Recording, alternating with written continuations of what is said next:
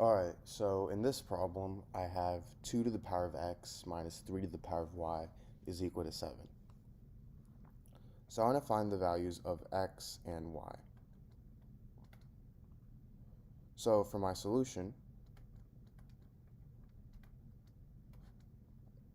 if I have something in the form 2 to the power of x minus 3 to the power of y is equal to 7, I'm going to rewrite 7 as 4 plus 3. So now I have 2 to the power of x minus 3 to the power of y is equal to 4 plus 3.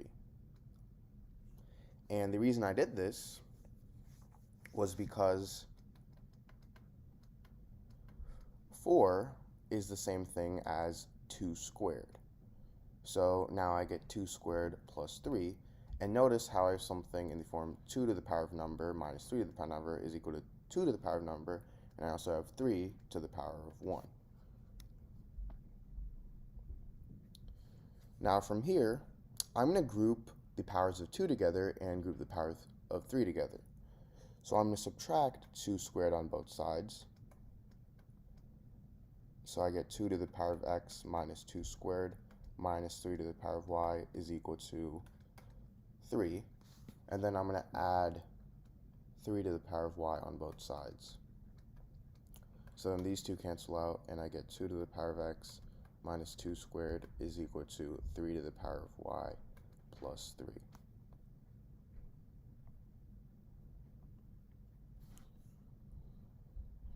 Now, for my left-hand side, I'm going to factor out 2 squared.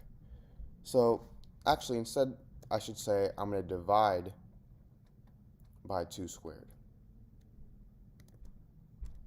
So, 2 to the power of x divided by 2 squared is equal to, well, if I have something in the form a to the power of m over a to the power of n, this is equal to a to the power of m minus n.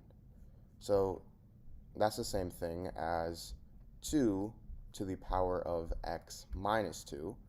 And then I have this minus 2 squared divided by 2 squared is 1. And now this is equal to, from on this side, I'm going to divide by 3. So I have 3 times 3 to the power of y divided by 3. 3 is the same thing as 3 to the power of 1. So I get 3 to the power of y minus 1. And then 3 divided by 3 is equal to 1. So I get plus 1.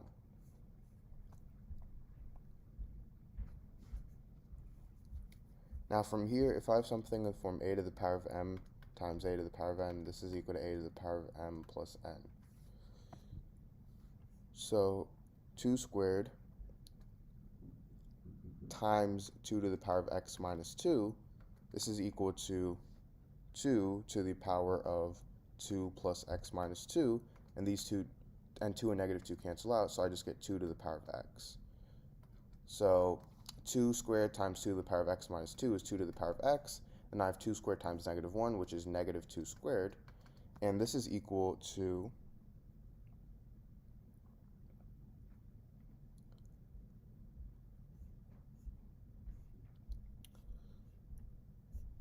3 to the power of y plus 3.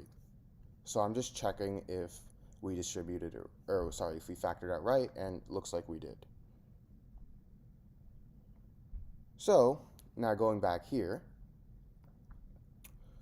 let me rewrite this. I have 2 squared times 2 to the power of x minus 2 minus 1 is equal to 3 times 1 plus 3 to the power of y minus 1. And notice how 2 squared, that's equal to 4, is an even number, and 2 to the power of x minus 2, well, 2 to the power of any number is even, and an even number minus 1 is going to be odd. So we have an even number times an odd number is equal to 3 is an odd number, times 3 to the power of any number is an odd number, plus an odd number plus 1 is an even number. So you have an even number times an odd number is equal to an odd number times an even number. Now, what I'm going to do is I'm going to set the odd numbers equal to each other, and then the even numbers equal to each other. So this gives me two equations. I get 2 squared is equal to 1 plus 3 to the power of y minus 1. And I also have 2 to the power of x minus 2 minus 1 is equal to 3. So let's first start with this equation. this is going to equal 4 is equal to 1 plus 3 to the power of y minus 1, and this means that 3 is equal to 3 to the power of y minus 1, meaning y is equal to 2. So the value of y is 2. Now for 2 to the power of x minus 2 minus 1 equals 3, I'm going to first start by adding 1 on both sides. So I get 2 to the power of x minus 2 is equal to 4. And now 4 is the same thing as 2 squared, so I get 2 to the power of x minus 2 is equal to 2 squared. And this means that x minus 2 is equal to 2. And if I add 2 on both sides, these two cancel out, and I get x is equal to 2 plus 2, which is 4. So my solution is x equals 4, and y is equal to 2. Alright, so in this video, I'm going to be proving to you guys that 2 plus 2 is equal to 5. So, to do this proof, what I'm first going to do is start with a true statement, that 0 is equal to 0, which is obviously a true statement because any number is equal to itself. Now from here, what I'm going to do is rewrite 0 on my left-hand side as 20 minus 20, and rewrite the 0 on my right-hand side as 25 minus 25. So now I get 20 minus 20 is equal to 25 minus 25, which is again a true statement, because 20 minus 20 is 0, and 25 minus 25 is also 0.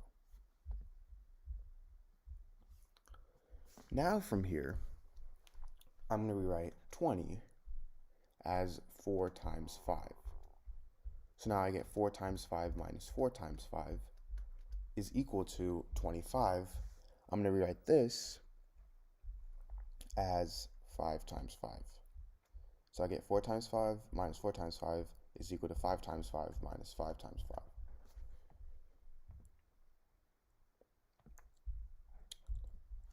5. And now, if I have something in the form a times b minus a times b is equal to b times b minus b times b, which is this form, well, notice how we can simplify this by factoring out the greatest common factor.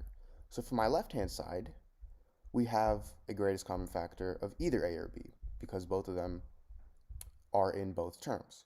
So what I'm going to do is I'm going to rewrite this as a times b minus b. Basically, I factored out a. Now for my right-hand side, all we have is b, because that's the only term for my right-hand side. So I'll just factor out b, so I get b times b minus b. So now in the case of this, for my left-hand side, I'm going to factor out 4. So I get 4 times 5 minus 5, which is equal to, for my right-hand side, I'm going to factor out 5. So I get 5 times 5 minus 5.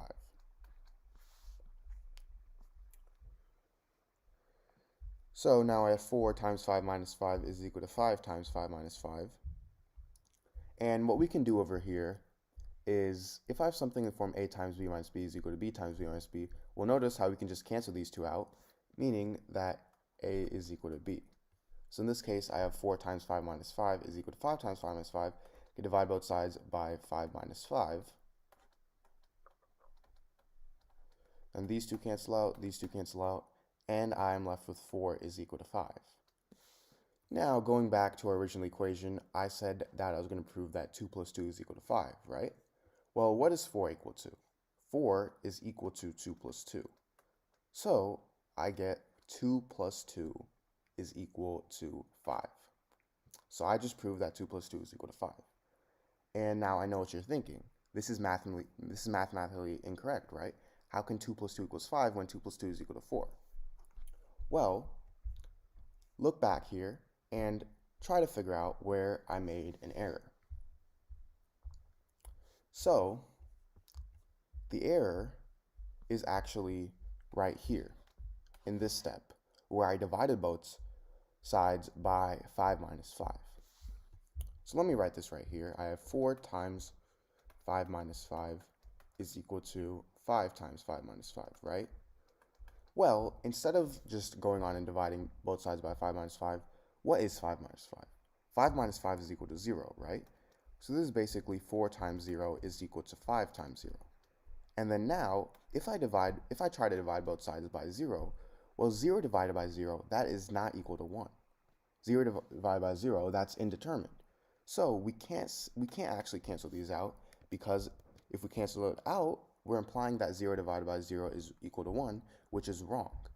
So that's actually where I made the mistake when I canceled out the 5 minus 5s. I wasn't allowed to do that because that's basically dividing 0 by 0, and that is against the laws of mathematics. So this means that 2 plus 2 is not equal to 5. So yeah.